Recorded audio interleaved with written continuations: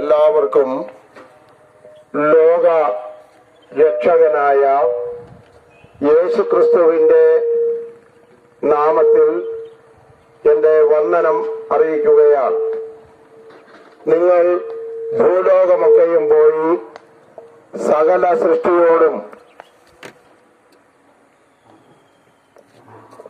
സുവിശേഷം പ്രസംഗിക്കുവിൻ എന്ന് അരുൾ ചെയ്ത ലോകരക്ഷകനായ യേശുവിന്റെ നിസ്തുല്യ നാമത്തിൽ ഞാൻ ഒരു പ്രാവശ്യം കൂടെ എന്റെ വന്ദനം അറിയിച്ചുകൊണ്ട്, കാലം തികഞ്ഞു, ദൈവരാജ്യം സമീപിച്ചിരിക്കുന്നു.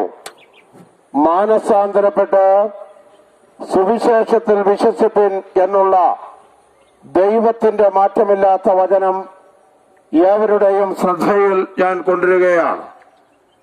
2000-ൽ പരം വർഷങ്ങൾക്ക് മുൻപ് സർവേശ്വരനായ ദൈവം മാനവ സമൂഹത്തെ രക്ഷിക്കുവാൻ ദാവീദ് രാജാവിന്റെ പട്ടണമായ ബേത്ലഹേമിൽ കന്യകയായ മറിയയിൽ ദൈവത്തിന്റെ പരിശുദ്ധ ആത്മാവിനാൽ യേശു എന്ന പേരിൽ ഒരു മനുഷ്യനായി അവതരിച്ചു.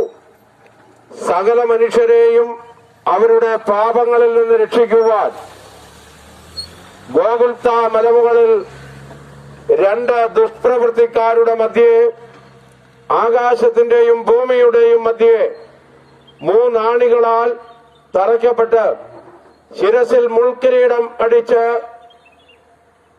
മാനവ സമൂഹത്തിന്റെ പാപഭാരത്തിനു വേണ്ടി ചങ്ക കുന്തത്താൽ കുത്തി തുറക്കപ്പെട്ട് മരിച്ച് അടക്കപ്പെട്ട് 3-ാം നാൾ ഉയർത്തെഴുന്നേറ്റ് 40-ാം ദിവസം സ്വർഗത്തിലേക്ക് പ്രവേശിച്ച ലോകരക്ഷകനായ യേശുക്രിസ്തു മടങ്ങി വരികയാണ്. കർത്താവായ യേശുവിന്റെ മടങ്ങിവരവിന് മുന്നോടിയായി ഈ ലോകത്തിൽ സംഭവിക്കും എന്ന് വിശുദ്ധ ബൈബിളിൽ പറഞ്ഞിരിക്കുന്ന തിരുവചനങ്ങളെല്ലാം തന്നെ പൂർത്തീകരിക്കപ്പെട്ടുകൊണ്ട് കാലം അതിന്റെ അവസാനത്തെ മണിക്കൂറിലൂടെ അതിവേഗം യാത്ര ചെയ്യുന്നു. യുദ്ധങ്ങളും യുദ്ധശ്രുതികളും ഭൂകമ്പങ്ങളും ക്ഷാമങ്ങളും മഹാവ്യാധികളും കുലപാതക വർധനവുകളും ആത്മഹത്യാ പെരുപ്പങ്ങളും ജാതീയ സംഘർഷങ്ങളും മുൻപെല്ലാ കാലത്തേക്കാൾ വർദ്ധിച്ചുകൊണ്ടിരിക്കുന്നു. പ്രിയമുള്ളവരെ,